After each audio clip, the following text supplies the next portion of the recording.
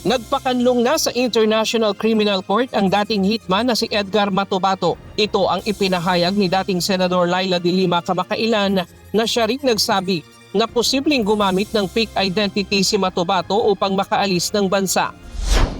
Naisimbestigahan ng Bureau of Immigration ang sinasabing pag-alis sa bansa ni Edgar Matubato, ang self-confessed member ng Davao Death Squad ni dating Pangulong Rodrigo Duterte.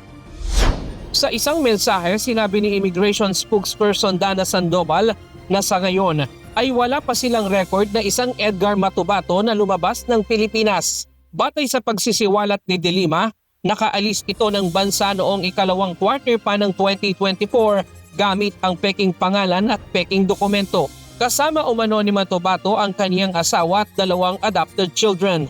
Dagdag pa ni De Lima, umalis si Matubato para madali siyang ma-access ng International Criminal Court kaugnay ng ginagawa nitong investigasyon laban sa war on drug ng nakaraang administrasyon. Binigyang diin naman ng Malacanang na wala silang alam sa pag-alis ni Matubato ng Pilipinas. Direkta ring sinabi ni Executive Secretary Lucas Bersamin na walang koneksyon ang palasyo sa nagpakilalang hitman. Wala kaming masabi dyan dahil we have no connection with Mr. Matubato. No? Whatever is his purpose in going out, we cannot control that.